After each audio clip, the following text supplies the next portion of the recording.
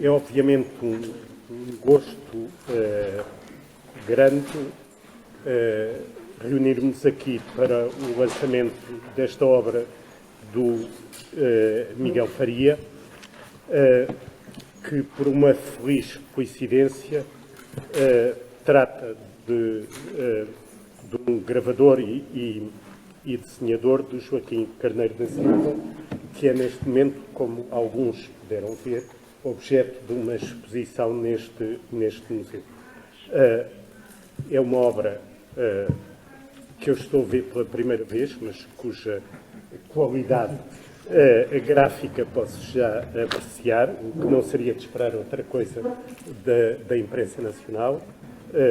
Nossos parceiros também habituais deste museu, e agradeço ao Duarte Azinheira essa continuidade de colaboração.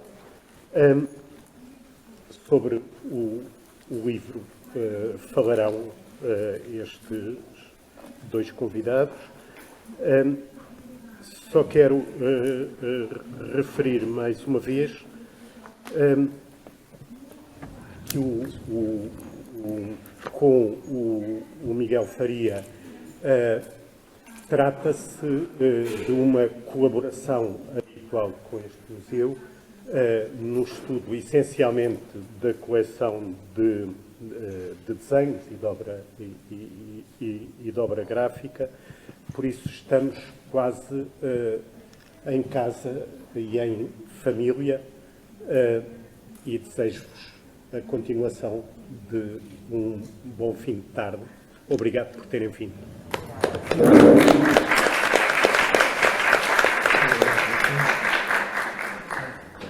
Estás a falar?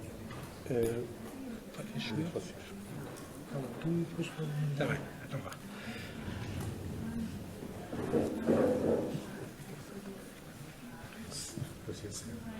Bom, boa tarde a todos. Sejam todos bem-vindos. Em nome da Imprensa Nacional, agradeço muito a presença de todos. Quero começar por agradecer ao Joaquim Caetano e à Alexandra Marco a forma como nos receberam, a forma como a Alexandra fez a visita guiada. O Joaquim Caetano já referiu a parceria, que é, aliás, uma parceria estratégica para a Imprensa Nacional com o primeiro Museu Nacional. Há uma série de anos já relativamente longa que a Imprensa Nacional garante, edita todos os catálogos das grandes exposições temporárias do Museu Nacional da Arte Antiga, coisa que continuará a acontecer e que é indiscutivelmente para nós um gosto e uma honra também. Trata-se de facto de juntar duas grandes instituições culturais e antigas instituições que têm um papel único no país. Portanto, o diretor do museu sabe que pode sempre contar com a Imprensa Nacional. Bom, em 2019 a imprensa iniciou um programa de comemoração dos seus 250 anos. E digo 2019 porque a data de publicação do decreto é 24 de dezembro de 1768. E 24 de dezembro não é um bom dia para comemorar, porque já se comemoram outras coisas há mais tempo ainda, que são ainda mais antigas que a Imprensa Nacional. E, portanto, já quando se comemoraram os 200 anos e os 150 anos, as pessoas e o centenário, os responsáveis acharam também que era melhor comemorar no ano exatamente a seguir. E no âmbito dessa exposição, no âmbito desses 250 anos, foram feitos uma série de trabalhos muito importantes, sendo que o mais importante foi mesmo a contratação de um grupo de historiadores, coordenado pela professora Inês Queiroz, que aliás está alguns aqui, e que é também a editora deste livro do Miguel, que coordenou uma equipa de historiadores que fez a história dos 250 anos da imprensa. Isso deu origem a um livro que está disponível, e está disponível também uma versão relativamente resumida do livro para descarga gratuita no site da Imprensa Nacional, de forma a que possa ser um património de todos. Foram feitas duas grandes exposições, uma em Lisboa e no Porto, uma moeda, 2 selos e depois um conjunto largo de edições que se iniciariam nesse ano e que se prolongariam ao longo dos anos. Este livro, A Idade do Papel, a vida de Joaquim Carneiro da Silva, de que os meus colegas de mesa já falarão, e que é o primeiro, existirá um segundo volume em 2022, era um título que fazia parte dessa programação, pela evidente relação que tem com a imprensa nacional e com... E por outro lado, houve também uma preocupação na programação editorial de preservar a memória de tudo o que estivesse ligado, de facto, à idade do papel, que é, de alguma forma, uma coisa que nós não sabemos se vai continuar durante muito tempo ou não. Portanto, essa é uma missão também da imprensa nacional, preservar essa memória. E pronto, e esta é a justificação e é a razão pela qual, muito orgulhosamente, enquanto editor da imprensa nacional, aqui estou hoje com o Miguel. O livro é todos os títulos, enfim, eu não sou a pessoa mais apropriada para dizer isso, mas é todos os títulos belíssimo, é a qualidade do texto, é o objeto, pronto, e desejo-vos uma boa sessão e não vos maço mais. Obrigado.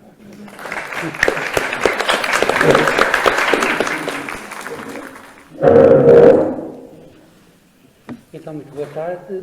Eu queria, em primeiro lugar, obviamente, dirigir uma palavra de cumprimento aos anfitriões, ao Dr. Joaquim Oliveira Caetano, ao Dr. Alexandre Gomes Marques, e ocupar o meu tempo, que é muito pouco, para a qualidade do livro e para o muito que haveria a comentar a respeito dele, dirigir uma palavra ao Nuno Monteiro, ao distinto editor Vá Casinheira, à equipa que ajudou o Miguel a levar a cabo o projeto editorial do livro, a doutora Inês Queiroz, a doutora Inês Ugon, o estúdio João Campos, com o cuidado que teve no tratamento gráfico do livro, que é de facto admirável, não apenas pelo conteúdo, como já foi muito bem dito, mas também pelo nível gráfico com que ele chega às mãos do público. É também uma obra de arte. É importante destacar isto. Efetivamente é um trabalho que ali aos méritos, a novidade, o arrojo metodológico e o escopo crítico do autor, com o cuidado que, a nível gráfico e a nível editorial, o objeto livro, nesta idade do papel renovada, chega ao grande público. E chega em metade, porque é um díptico. É o primeiro volume de uma obra que esperamos ter definitivamente publicada dentro de um ano e como ferramenta de trabalho também. Eu queria apenas destacar 3 aspectos.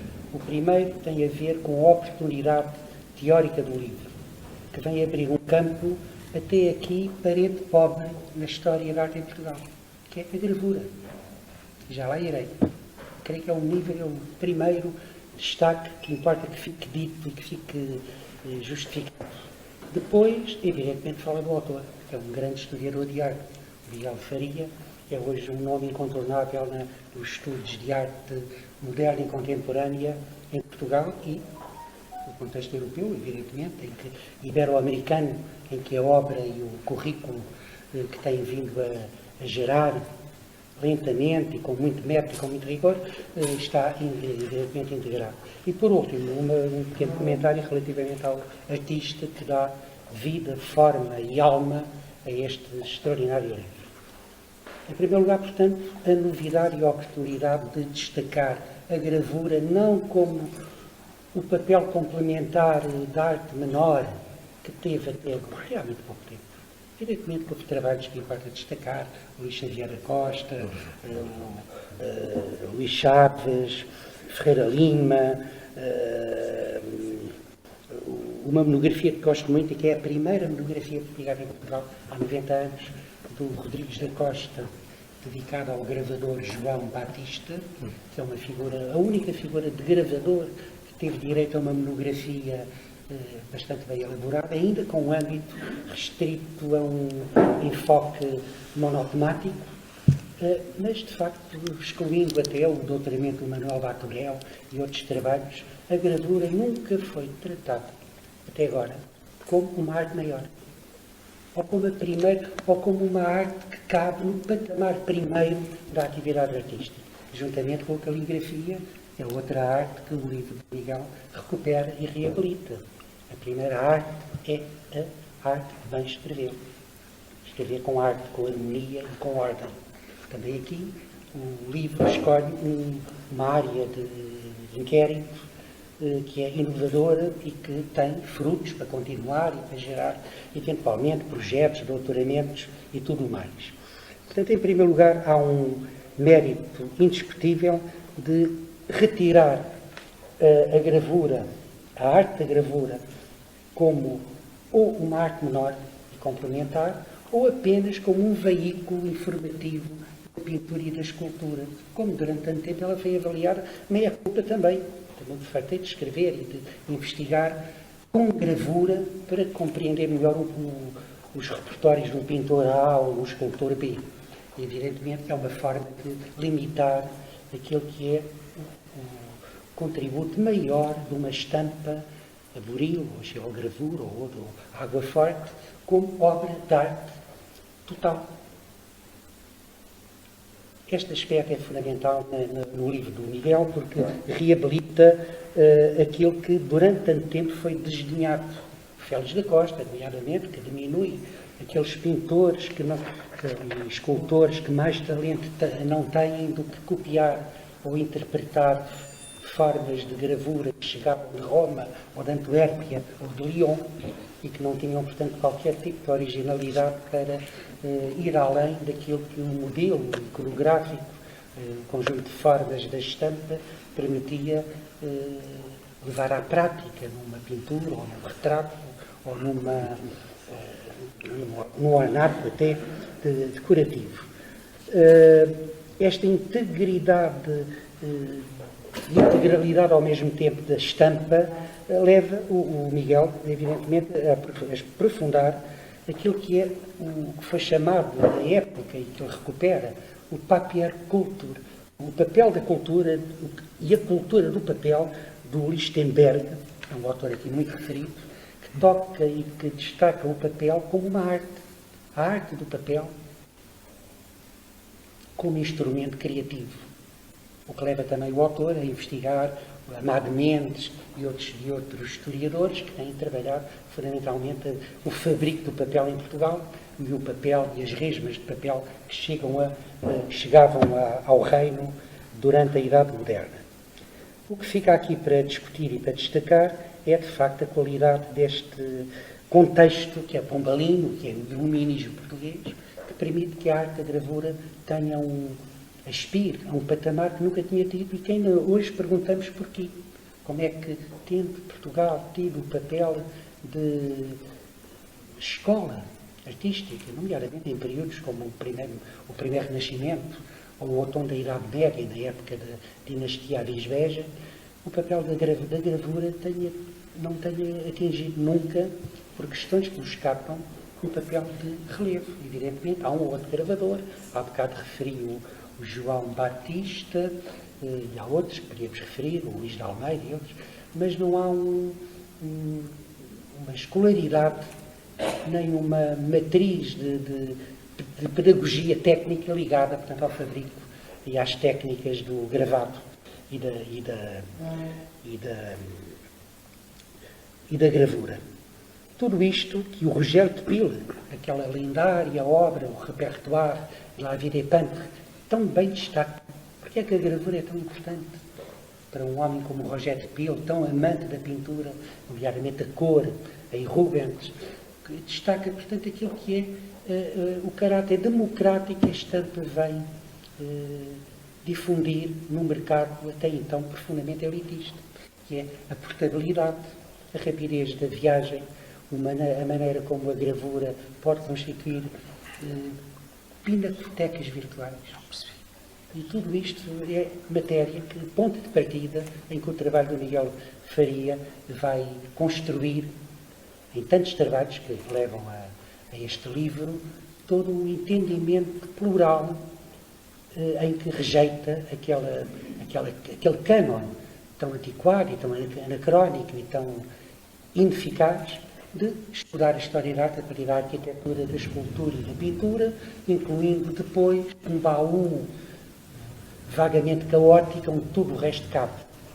e tudo o resto cabe em penumbra e no meio da poeira. Ora, portanto, o livro tem este caráter doutrinal de virar de página. Há uma história de arte antes e depois.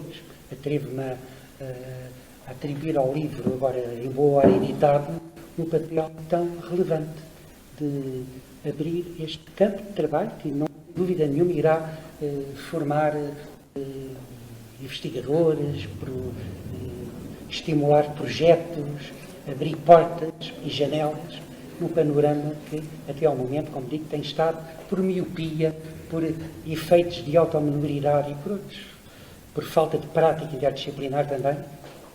Todos temos culpa por esta miopia que nos toca quando trabalhamos todos num canteiro previamente limitado. Como digo, o livro do Miguel Monteiro veio arejar, abrir novas perspectivas e colocar a gravura num papel que lhe cabe. E lembrando até uma pintura que nunca fora discutida, até o doutoramento dele, que é aquela pintura de um artista académico da Real Academia de Belas Artes, que é o Norberto Ribeiro. É um pintor discreto, que não tem um nome, um impacto, mas que foi importante no tempo, académico também, e que tem uma alegoria das belas artes, onde, além da arquitetura, os instrumentos de trabalho, da pintura, com a paleta e com as tintas, da escultura, com o escopo, há também a figura da gravura, com o raspador e com os materiais de trabalho. É a primeira vez que tal ocorre que esteja identificado de uma maneira tão clara, mas mostra que o artista escolhido para esta magna obra, o Joaquim Carneiro, abriu de facto uma escola, fundou de facto uma prática de trabalho que lhe deu muitos frutos. Mesmo quando, na conjuntura política pós-Pombal, a viradeira, o tempo da Maria I, a estrela que o tinha acompanhado durante a vida, que está aqui tão bem documentada, ao pormenor, corrigindo até a data de nascimento, estava errada, e recriando e reconstituindo as viagens, desde o Rio de Janeiro até Roma e até Paris. Portanto, um périplo que explica muito da qualidade da obra a nível técnico, porque o gênio ninguém pode explicar. É inato e é algo que nasce do Criador. A prática e o modo como aprende e as fontes que o inspiram, evidentemente, podemos reconstituir numa perspectiva contextual e alargada, o que o Miguel fez muito bem. Dito isto, de uma forma tão rápida, e lembrando até o lema do Carneiro, que é ilustrante, dom infuscante. Portanto, a obra de arte é também ideia mental e técnica ao mesmo tempo. Corresponde a algo que é plural e tem um entendimento onde a técnica, a escolaridade e a pedagogia cabem e têm mesmo que caber. O Miguel. Evidentemente que o Miguel, que aqui destaquei pelo papel que lhe coube ao reabilitar a arte da gravura e o papel do gravador, tem uma obra que em 3, 4 minutos terei que referir. Evidentemente não é apenas um pedagogo, um homem preocupado com evidentemente a pedagogia, o trabalho académico, o papel de orientador de projetos e de alunos, de mestrado e de doutoramento, mas também um historiador que tem dedicado à leitura da obra de arte uma perspectiva integral que muito me agrada, porque tento também humildemente acompanhar a mesma perspectiva. É um homem que da história e do contexto político evolui para o programa iconográfico com uma leitura muito atenta no enfoque iconológico e numa perspectiva comparável. E recorrendo a este quinteto de etapas, o Miguel é capaz de dialogar com a obra de arte e não apenas de a descrever. Ele criou que é o ponto de fronteira entre aquilo que é uma história de arte meramente formalista e descritiva, como dominou e a que estamos tão habituados, e uma outra que vale a pena, porque nos convida a ver melhor e que nos convida a pôr problemas e a dialogar com a forma artística que temos diante de nós.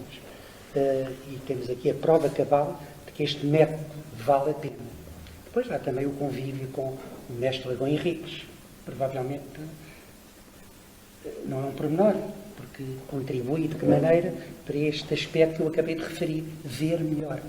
O Miguel vê bem, porque tem este conjunto de camadas continuadas que o ajudam a formatar uma metodologia que é, que a história não pode ir mais além, porque não é contrafactual, não permite o engenho nem a dúvida metódica de levar ao extremo, evidentemente, e vemos no livro o cuidado com que ele navega em tudo aquilo que levanta dúvidas, em alguns capítulos brilhantes, nomeadamente aquele que dedica à gravura emblemática da estátua equestre. Mas não podia deixar de lembrar que desde o mestrado feito no Porto, orientado pelo Agostinho Araújo, dedicado a um engenheiro militar, pintor, o Joaquim Freire, José Joaquim Freire, um homem da história natural, que depois está ligado à viagem do Alexandre Rodrigues Ferreira, algo que preocupou muito o Miguel Faria num determinado momento, e creio que ainda continua a preocupar, a ponto de ter reconstituído a viagem, o que ninguém tinha feito até então. O doutoramento, que já nasceu, creio eu, em 98, eu tenho a ideia que a ideia do doutoramento é muito antiga. O Miguel tem um artigo publicado numa revista do Porto, em que reconstitui a aula régia e o projeto de academia do Carneiro.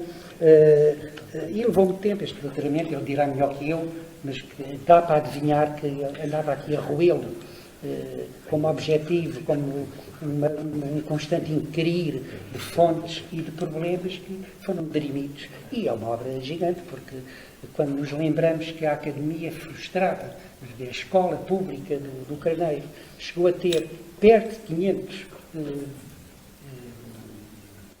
alunos, metade dos quais com obra, mais de metade dos quais com obra, incluindo o Domingos Sequeira, incluindo o Taborda, incluindo quem mais? Sequeira. Portanto, falamos de uma escola como nunca tinha havido em Portugal. Como a breve Irmandade dos Pintores, tentativa de embrião de uma academia, não fora por vários motivos, que não é agora o momento de aprofundar, mas vem também no livro. Portanto, o Miguel tem um conjunto de mais-valias que permitem a coragem de agarrar um tema como este. Não era um tema que era um tema que rapidamente podia descambar numa mera monografia descritiva. E não é. Portanto, a figura do Carneiro, desde o nascimento, corrigido, vinda do Porto para o Rio de Janeiro, o contacto com aquele João Gomes Batista, que é uma figura que agora fica muito melhor documentada. Era uma incógnita também. Este artista, polémico também, e que pontuava no Rio de Janeiro como uma figura-chave da gravura e da arte, de encomenda de poder. Depois o período em Roma com a Academia Capitolina, Del Nudo, o contacto com o Ludovico Externo, a ida a Paris, a aula pública, a querela, porque há querelas, de facto, e houve aqui também. O projeto do Carneiro gerou grande polémica, constrangimento, invejas e guerras, que estão aqui devidamente contados, nomeadamente com um pintor e gravador do tempo, americano, chamado, ajuda-me, Miguel, uma branca, o académico americano António Fernandes Rodrigues, oriundo de Mariana, em Minas Gerais, e que tem um pleito e uma disputa no contexto da academia. Bom, dito isto, a idade do papel é também um retrato político, porque permite reconstituir o que é a luta ideológica, os grupos de poder e contrapoder no Portugal do fim do reinado de Dom João V, da época pombalina, do iluminismo, da viradeira, do tempo de Dona Maria I, até ao fim do Antigo Regime. Até ao limite e ao fim do Antigo Regime, numa altura em que esta utopia, escola aberta e escola pública, da idade do papel do Carneiro, esbarra com novos ventos, com novas conjunturas, novas dificuldades, e evidentemente com os ventos que vêm de Paris, de tomada da Bastilha, outra realidade que o transcende e que fecha também uma porta E também a falta, naturalmente, de um apoio político que tivera com Pombal e que já não podia ter com o Pina Manique, nem com o Ponte Lima, nem com o Rodrigo Coutinho. Nuno, muito bem, muito melhor falar aqui em minutos a este respeito. Portanto, dito isto, e há para contar a respeito do livro, como digo, é uma ferramenta de trabalho, este livro e o volume que virá em 2000, no ano que vem, vão constituir um díptico, que é uma ferramenta que vai muito além daquilo que podíamos esperar pelo título. Uma monografia bem feita, atual, competente, com um corpus descritivo, vai muito além deste objetivo. Portanto, o Miguel Faria está de parabéns pela coragem que teve ao escolher um tema aparentemente tão ingrato, estudar este gravador, que era também um inventor maquinista, como veio referido em algumas fontes, que era também um homem preocupado com a obra pública, com o restauro histórico. Reparem bem, a ideia do restauro histórico com unidade de estilo é algo que gravitava no currículo académico do Carneiro e que torna, portanto, como digo, o livro tão relevante e tão importante. Havia muito para contar, tenho muitas perguntas também para colocar ao Miguel, agora que reli o livro com mais detalhe. Há uma pergunta que fica no ar e que todos vão perguntar ao Miguel. Afinal, este homem é um homem do tardo-barroco, do rococó, como foi dito. Evidentemente não foi nada disto. E há um autor, o Christian Michel, que ao catalogar a obra do Charles Nicolas Cochin, diz também que não é catalogável em nenhuma gaveta estilística previamente definida. É um longo tempo, é uma luta dupla e longo tempo. E o Miguel acrescenta que ele foi fundamentalmente um próprio com a empresa. E este tema, vamos todos pedir que o Miguel daqui a minutos explique melhor do que evidentemente é um homem de domínios, é um homem que levou a gravura em Portugal, um Miguel que nunca foi atingido, nem antes nem depois, e que criou uma escola das figuras que catalogam devidamente, que tornam um livro para não repetir, pedindo o favor de ler e atentamente o livro como eu fiz, que torna este livro uma verdadeira ferramenta de trabalho. António.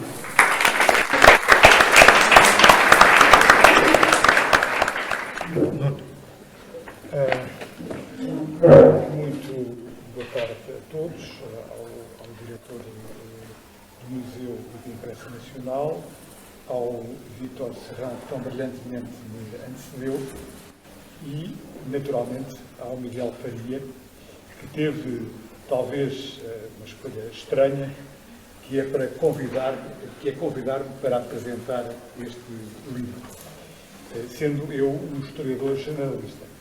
Queria precisamente dizer que, depois da brilhante exposição do Vítor Serrão, o meu papel é precisamente de falar de tudo o que neste livro não tem a ver com história da arte, mas que, ao mesmo tempo, é uma forma de dizer que o livro tem imensas contribuições sobre história social, política e institucional deste período, que permitem lê-lo num olhar que é certamente diferente de outros e, eventualmente, daquele que o próprio Miguel, no início, teria sobre o assunto. Há muita coisa que se pode tirar deste livro e que um historiador como eu, que se interessa por outros temas, em princípio, digamos, pode aqui retirar com muito proveito. Portanto, em primeiro lugar, é um livro de maturidade. É um livro de alguém que domina completamente o assunto. É um livro muito bem fundamentado, muito bem escrito. É um livro muito agradável de se ler. É um livro onde, evidentemente, o Miguel teve apoios, teve colaborações, que são todas referidas e agradecidas, como compete. É um livro absolutamente impressionante pelas fontes que levanta. Por exemplo, levanta livros de décimas, Rois de Zobriga e outras fontes que antigamente só os historiadores sociais os historiadores da família é que se interessavam. E, portanto, para nos oferecer uma biografia cativante da vida de um gravurista ou abridor de cunhos, não vou discutir aqui taxonomias, desenhador, professor, praticante da escrita teórica e pedagógica do seu tempo, que, de acordo com Miguel Faria, é o tempo das luzes. Isso não oferece, a caracterização não oferece dúvidas. Cujas obras mais impressionantes, enfim, para mim, é um olhar muito subjetivo, são aquele extraordinário desenho que está na base da Praça do Comércio, que eu em tempos encontrei em São Luís do Maranhão, e que é realmente absolutamente impressionante chegar a São Luís e deparar com aquilo. O desenho que esteve na base foi de Joaquim Carneiro da Silva, e naturalmente a representação do autoaclamação de Dona Maria I, que é de facto uma coisa, uma representação, pelo menos para mim, historiador genérico, bastante. Eu não tenho dificuldades em encontrar alguma coisa que anteceda aquele tipo de figuração de uma forma tão sistemática e tão massiva. E, portanto, são apenas duas das gravuras, aliás, dos trabalhos do Carneiro da Silva, de resto reproduzidos neste livro absolutamente magnífico, onde podemos, de uma forma impressionante, alternar o texto com a imagem e, portanto, saltar de uma coisa para a outra com imenso prazer. Aprendemos, mas também é um gosto fazer esse jogo. E, portanto, esta é a primeira nota que eu queria destacar. Só um historiador absolutamente maduro é que consegue escrever uma obra destas com a segurança e o conhecimento que o Miguel Faria nos ofereceu e, ao mesmo tempo, permitindo-nos descobrir outros mundos que se cruzam com a biografia do Joaquim Carneiro da Silva. Desde logo, o nascimento no meio dos Olivos da Prata. Enfim, nos Olivos da Prata do Porto. Os Olivos da Prata do Porto. Enfim, um meio muitíssimo importante, com uma procura social, aliás, muito significativa. Havia tantos Olivos da Prata no Porto como do Ouro, com outros trabalhos, mas, em qualquer caso, é um ofício muito marcante e que se irá prolongar, de resto, pela época contemporânea, com mutações importantes, naturalmente. Um ofício que obedecia, como acontece no mundo dos ofícios, a lógicas sociais da transmissão hereditária e, precisamente, essa ligação entre o Porto, os grupos intermédios, que os Olivos da Prata eram um grupo significativo, era um grupo que estava sempre com um estatuto social relativamente ambivalente, não era bem mecânico, mas, enfim, considerar-se uma arte liberal era uma coisa que os tratadistas discutiam amplamente, como Miguel Faria de Resto escreveu noutros textos, e nas quais, enfim, a tratadística e os processos múltiplos da época, processos de habilitação, muito frequentes nesta altura, permitem, de resto, comprovar. E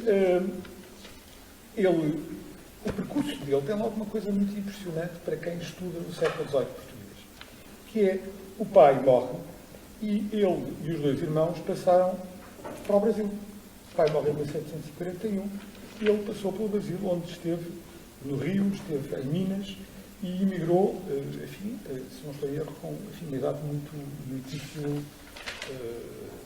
Emigrou com cerca de 9 anos. Não é? Portanto, isto é um pouco da história social portuguesa dos grupos intermédios no século XVIII. É isto. Como é o facto de, depois, ele acabará por regressar já no início do período pombalino e irá como pensionário para Roma, e quem o acompanha são 3 naturais da América Portuguesa, como de resto é apresentado um deles. Isto é, digamos, um retrato fundamental do século XVIII português, onde esta circulação entre, particularmente, o entrador e Minho, de que o Porto fazia parte, e a América Portuguesa, são traços fundamentais, e esta circulação em que também, nestes grupos intermédios, é possível 3 naturais da América acabarem por se integrar nas instituições da monarquia portuguesa. Este é um traço fundamental da época que está aqui retratado e que eu não posso deixar de de sublinhar. De resto, é no seu regresso que ele reforçará as suas ligações. Enfim, claro que ele regressou porque alguém o apoiou, isso é evidente, que reforçará a sua ligação à Casa Marialva, que depois se irá traduzir também no famoso trabalho onde ele se expõe como gravuista já da fase final da sua vida, em 1790, começado a publicar, a imprimir com data de 1790, a luz liberal e nobre arte da cavalaria.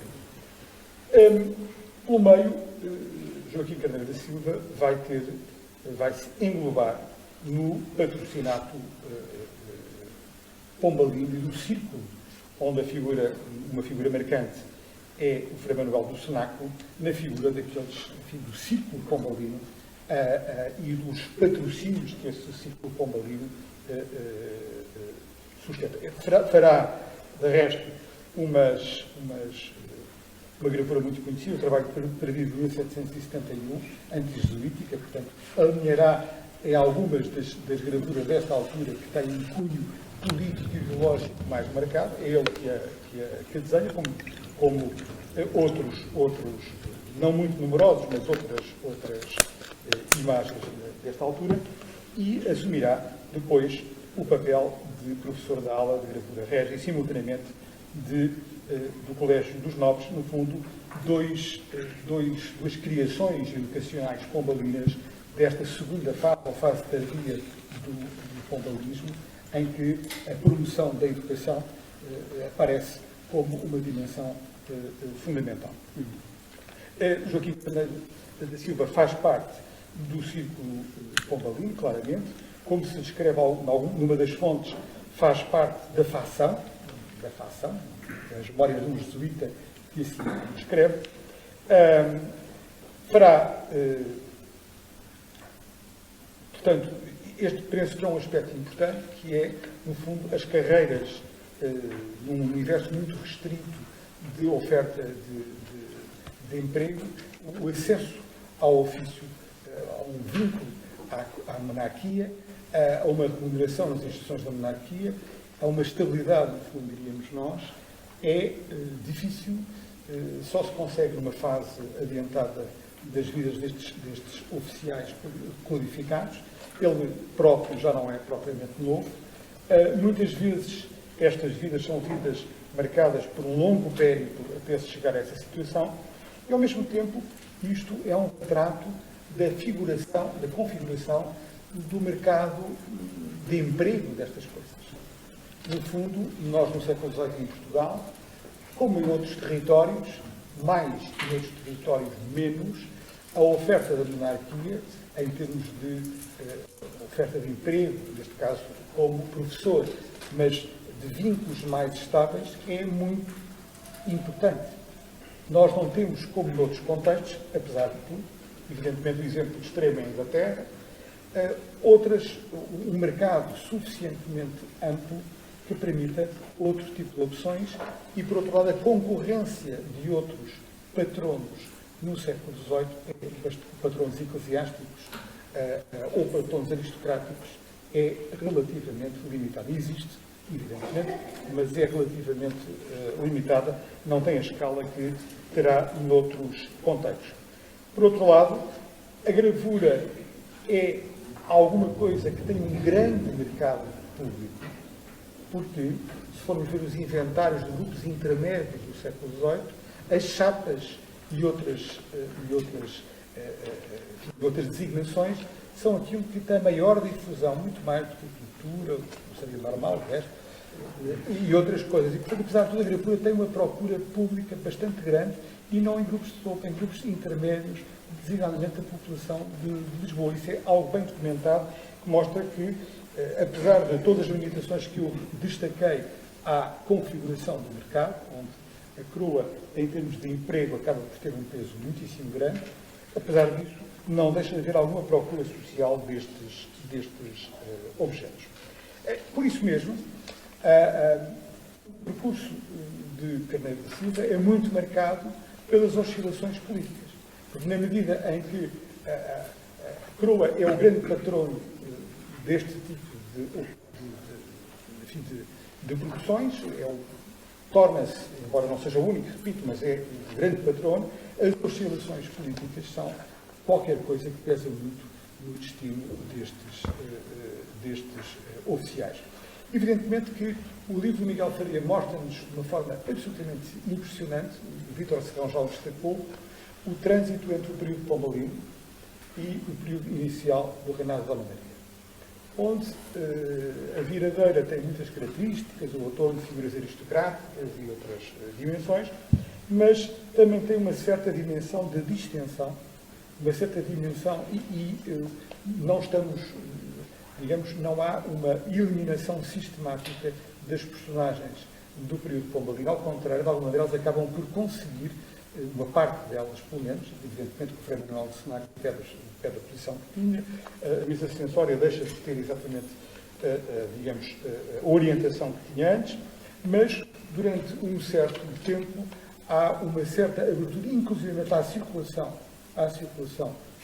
da imprensa e à circulação de escritos de variada natureza. O controle pombalino, que é bastante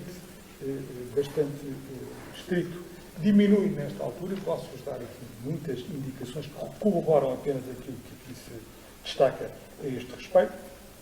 E uma das dimensões, e portanto ele sobrevive à sua ligação à casa dos Carvalho. As armas dos Carvalho estão aqui onde estão, portanto, estamos num sítio marcado também por esse cunho, mas ele consegue sobreviver a essa inequívoca ligação, que tem uma tradução concreta, e irá manter até 1788-89 um papel significativo. Aqui também parece que o trabalho do Miguel Faria ilustra bem uma dimensão a qual nem sempre se dá a devida importância, que é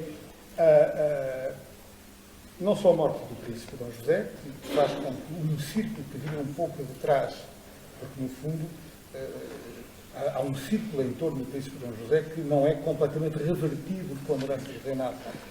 Esse círculo, essa abertura, e por outro lado, as lógicas de reforma europeias sofrem todas a partir de 1789, ou seja, no início da Revolução Francesa, uma enorme inversão. Isso passa-se a muitos outros níveis, na sociedade portuguesa, somos aos tribunais, enfim, há manifestamente uma viragem de ímpeto reformista com a eclosão da Revolução Francesa e quando ela começa, digamos, a ser vista como uma ameaça para todas as monarquias continentais. E, portanto, enfim, para todas as monarquias da época. Portanto, isso inverte completamente a percepção, não só que existia da história europeia, mas também a percepção que existia acerca das reformas. As reformas sofrem uma inflexão, uma interrupção, de que a biografia do Carneiro da Silva é bastante ilustrativa. Ele vai afastar-se da aula de impressão nesta altura, vai pedir para sair do Colégio dos Novos, acabará por ficar, mas percebe-se, o Miguel Faria descreve isto como um período de decadência. Enfim, ele deixa de ter os apoios institucionais que tinha antes. Pelo meio, conta-nos histórias fascinantes sobre não só os professores de desenho, mas a Academia do Nu, uma revisitação do tema em moldes bastante inovadores e absolutamente fascinantes. Naturalmente, cruzando-se com, por um lado, o estatuto dos artesãos e dos artistas, da emancipação das artes liberais, já o referi, que é um tema que regressa nesta altura, naturalmente, em novos moldes. E, evidentemente, podemos pensar nós, tendo como horizonte um século XIX que irá inverter completamente, significativamente, esse estatuto, mas também a relação igualmente muito sugestiva que tudo isto tem com o enquadramento corporativo.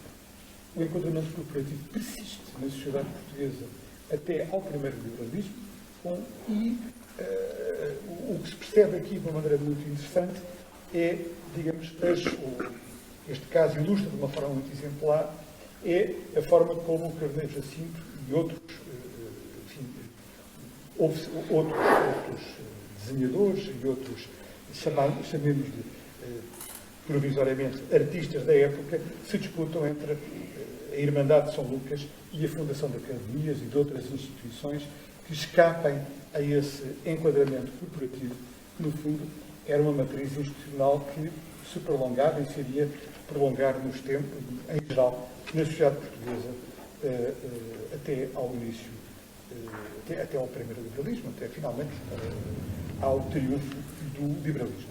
Naturalmente, pelo meio surge a figura indiscutível do Dom Rodrigo de Sousa Coutinho e, no fundo, podemos agora debater, mas isto é mais uma das ilustrações do segundo ímpeto reformista que, enfim, articulado de maneira complexa com o Pinamanique, mas que existe, cuja figura de resto muito mais paradoxal, como o próprio livro deixa perceber, e com oscilações da sua atuação ao longo do tempo, mas o Carneiro da Silva Cabo está associado também à Casa Literária do Arco do Século e, portanto, participa nesse ímpeto reformista tão importante e tão inovador de vários pontos de vista que irá caracterizar a viragem do século.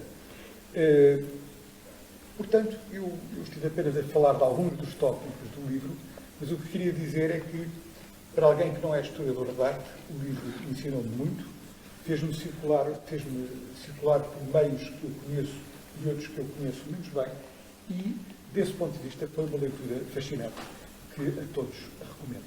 Muito obrigado.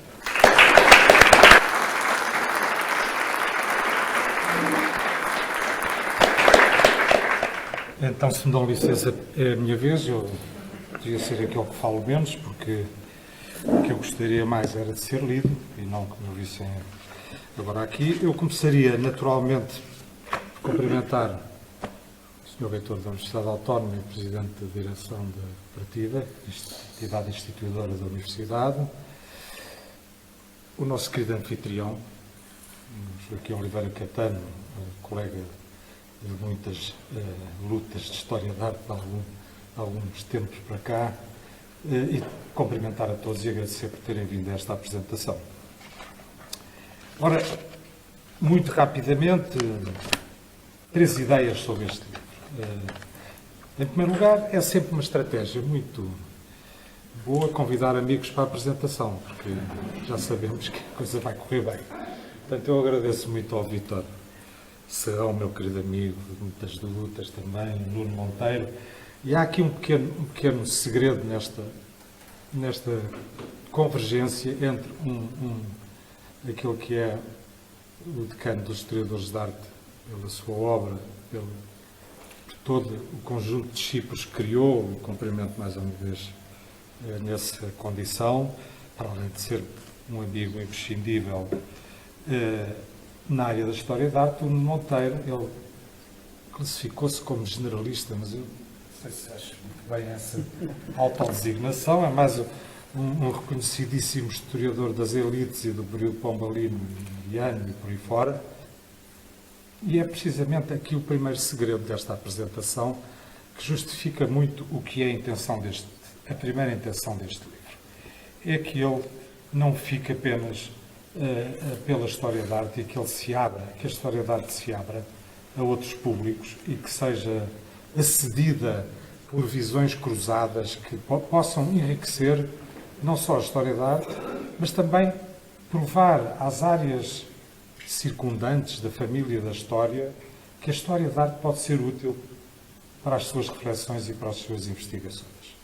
E isso, em tempos, aqui nesta casa, quando foi o colóquio do Joaquim Machado de Castro, que nós organizámos, tínhamos convidado para keynote speakers, precisamente para abrir a disciplina ao exterior, o nosso recentemente falecido e mestre José Augusto de França e o professor Alexandre Quintanilha, que vinha lá das biologias, e o José Augusto de França, no final da primeira sessão, dizia-me: eu só não percebo é porque é que está aqui o Alexandre Quintanilha. O Alexandre Quintanilha fez uma lição fantástica sobre Leonardo da Vinci e sobre a perspectiva que um homem das ciências naturais tinha sobre a projeção e a importância da arte nas suas próprias disciplinas. Portanto, essa é então a primeira ideia que eu queria que ficasse. E essa intenção é uma intenção que eu acho determinante na perspectiva não retórica, mas realista, de criarmos áreas multidisciplinares de compreensão do passado, de que a história, no geral, só pode beneficiar. Por outro lado, este livro começa em investigações, como o Vítor disse bem, que começaram no século passado. Não é? Portanto, é um lento decantar e de acrescentar de novas informações que passaram, evidentemente, pela ideia da história da imagem e não só da história da arte. O Joaquim passou um pouco por isto. Eu lembro-me de uma exposição que tivemos a falar há pouco da Biblioteca Nacional, que se chamou A Gravura e o Conhecimento do Mundo. Portanto, a imagem também, não só como geradora de contemplação plástica e de especulação estética, mas também como portadora de informação e de utilidade formativa, pedagógica para outras ciências. E por aí fora fomos parar à edição ilustrada e fomos parar ao Arco do Cego.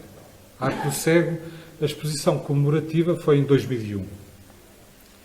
Passou depois, evidentemente, pela minha tese de doutoramento no Porto, e depois fomos andando, aquelas teses que nunca se publicam, que nunca têm tempo para ser publicadas, até que a alma caridosa da imprensa nacional, aqui muito bem representada pelo Duarte Azinheira, no âmbito dos 250 anos da imprensa nacional, resolvemos desenvolver este tema outra vez com muito mais informação e agora num processo desdobrado em 2 volumes, o que parece que vai deixar esta ideia bem presente da importância da imagem como portadora de modelos e de informação facilmente circulável.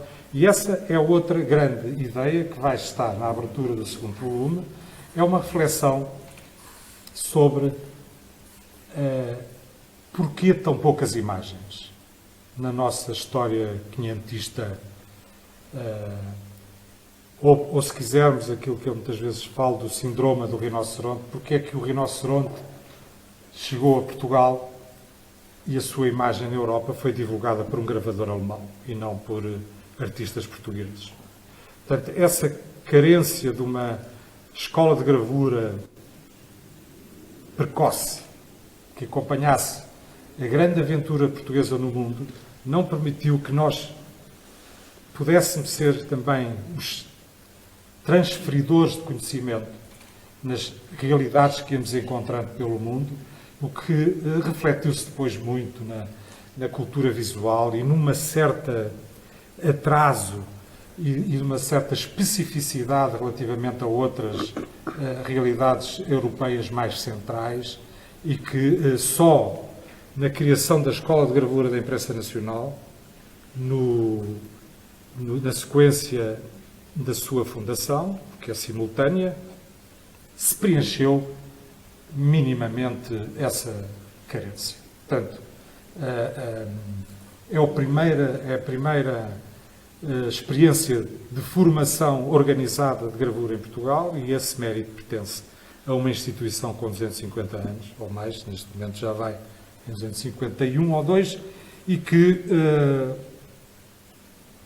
permitiu que a imprensa nacional, de facto, entre outras coisas, nacionalizasse condignamente a indústria dos livros religiosos, tendo finalmente um corpo de gravadores que podiam desenhar e gravar os grandes mistérios da religião nos missais e nos breviários, que até então ou eram importados ou eram feitos por gravadores de uma formação muito popular e com pouca competência, como vários oradores e escritores referiram na época. A idade do papel já aqui ficou dita, mas é o jogo do iluminismo e do reiluminismo que alguns dizem que vivemos hoje, em que este cientista, este físico alemão, Lichtenberg, dizia que de algum tempo a esta parte, desde que se multiplicaram as casas editoriais e o comércio da gravura, da imagem impressa e do livro ilustrado, muitos escritores e muitos artistas deixaram de olhar diretamente a natureza e sentem-se confortáveis em consultando esses livros e essas gravuras no seu escritório, numa espécie de advertência que o romantismo viria a recuperar, naturalmente. Portanto, este sentimento já é um sentimento pré-romântico, dessa saída para a natureza, para o paisagismo e para a contemplação direta da realidade natural. Nós estamos um pouco, se me é permitida a analogia, estamos um pouco outra vez nessa dimensão. Eu acho extraordinário, e é uma coisa que, desculpem a minha divagação, mas acho extraordinário, e me perdoo se está aqui algum adepto do PAN, mas ir ao jardim zoológico e ver a riqueza extraordinária daquelas espécies todas juntas e daquelas espécies, por exemplo, de aves, eu sinto-me verdadeiro um príncipe do Renascimento, porque normalmente quando vou lá estou praticamente sozinho a olhar para a riqueza da natureza, que é uma coisa que inspirou sempre os artistas e que hoje em dia voltamos com a ditadura das grandes plataformas digitais a perder essa relação direta com a contemplação e desculpem o pretenciosismo, mas é uma recomendação de vida que deixemos os ecrãs e contemplemos aquilo que podemos. Portanto, através desta primeira revolução da idade do papel e da gravura, de que a enciclopédia é um momento decisivo de instalação dessa cultura de aprendizagem através da gravura, nós chegamos aqui à idade do papel em Portugal. Realmente, o momento em que podemos assinalá-la é precisamente com a lição do Carneiro da Silva e com a criação da aula de gravura da imprensa régia. Naturalmente, que o segundo volume procurará desenvolver esta questão da cultura visual e depois o que é que fica assim muito uma espécie de morse de linguagem muito rápida, o que é que eu acho que é importante reter ainda sobre esta questão. Para a história da arte, a importância que teve um gravador que está no sopé da hierarquia artística no tempo de Pombal e Dona Maria. Porque havia uma hierarquia não só de géneros, se formos para a pintura, mas havia também uma hierarquia das artes. Como é que este gravador atinge, de facto, a importância que teve, que transcendeu o próprio mundo da criação artística para se tornar um notório interventor na cena das artes, inclusivamente chegando ao ponto de repreender como inspetor da Aula Pública de Lisboa, que ele desenhou o projeto, o José Costa e Silva, que o meu amigo Zé Monteroso ali desenvolveu na sua tese de doutoramento. Portanto, esse é um paradoxo total na história da arte portuguesa, deste baixo ranking onde estão situados os gravadores, poder haver um que se tornou numa espécie de primeira figura das artes em Portugal e que teve, de facto, um papel fundamental. Depois, para a história social da arte, há um aspecto decisivo que se relaciona com este. É que, através da nobilitação dos professores de desenho, da aula pública de desenho, que o Nuno gosta muito destes temas, criou-se uma forma de criação de uma elite artística que não passou pelo crivo dos principais centros europeus, aonde os artistas acediam a esse patamar através da formação nas academias. Não houve uma academia no tempo certo para que fosse processada essa elevação social através da frequência e do título de académico.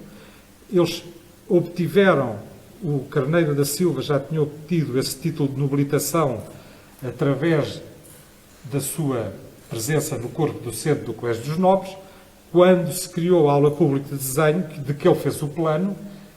Todos os professores de desenho, todos os professores da aula pública, por decreto, passaram a ter a mesma condição nobilitada.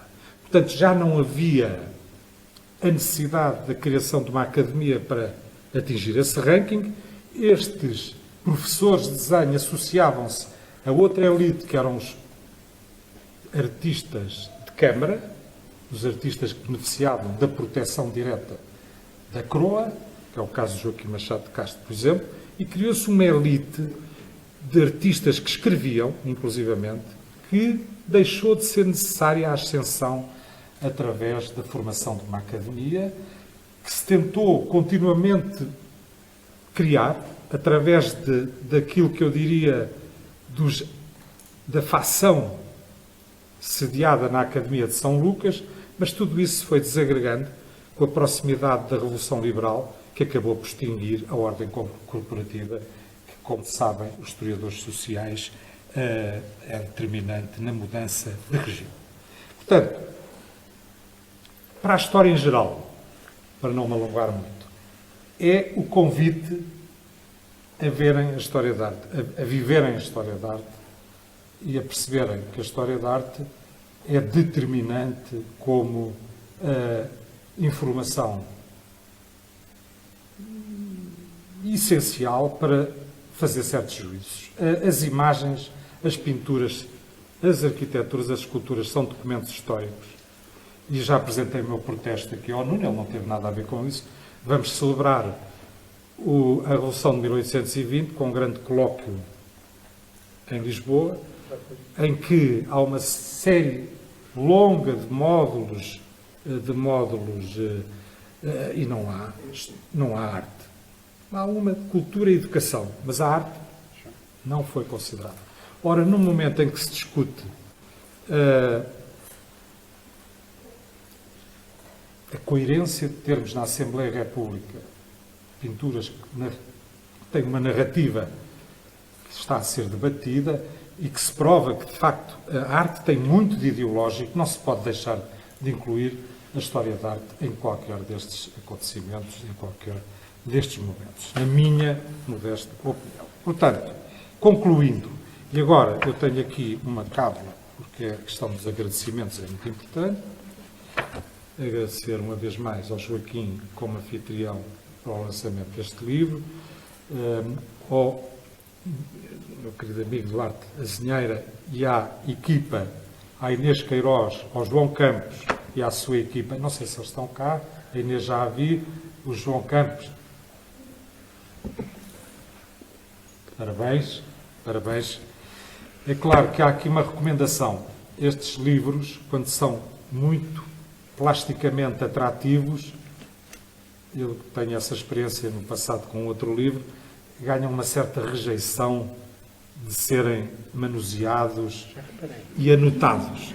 Mas este livro tem uma margem suficiente para ser usado. Portanto, eu desafiava os meus amigos que não temam a beleza do livro e deixem-se mergulhar nela e consigam chegar ao texto, porque senão o João Campos leva a principal parte do olhar sobre o livro. Eu gostava muito que ele fosse lido. Depois gostava, naturalmente, de cumprimentar a minha equipa que me vai acompanhando há muito tempo e enriquecendo. Muito obrigado a todos pelos vossos contributos. Cada vez mais vejo estudantes de doutoramento entusiasmados com estas matérias e, no fim, last but not least, os doutores que já estão formados, os doutores que estão em formação e a minha colega Alexandra Marco, aqui do museu, que, por alinhamento telepático ou qualquer outra situação mágica, se lembrou de fazer a exposição do Joaquim Carneiro da Silva neste preciso momento em que todos aqui celebramos. Portanto, eu não sei se me esqueci de alguém dos agradecimentos, aos amigos, família, historiadores de arte e outros historiadores presentes e simplesmente amigos e leitores, muito obrigado pela vossa presença e passava a palavra ao Joaquim para ele encerrar a sessão. Muito obrigado.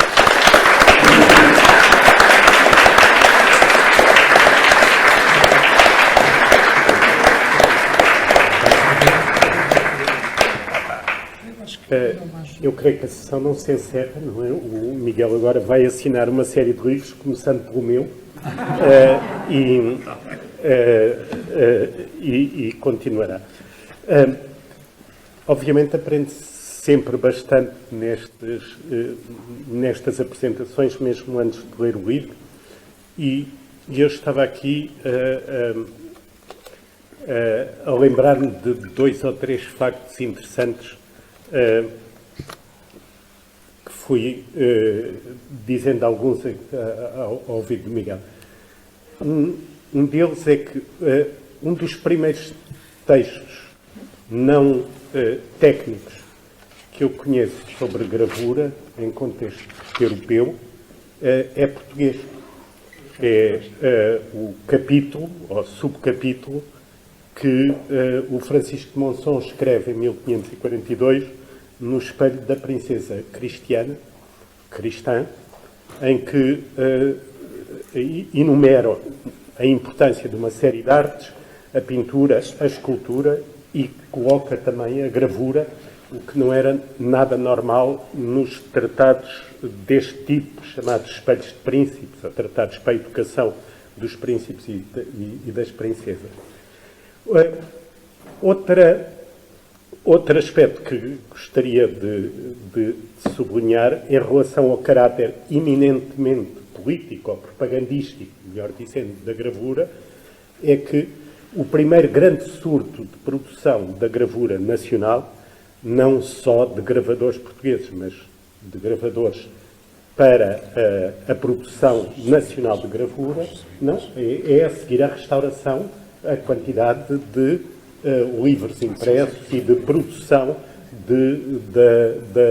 de propaganda da nova dinastia de Bragança.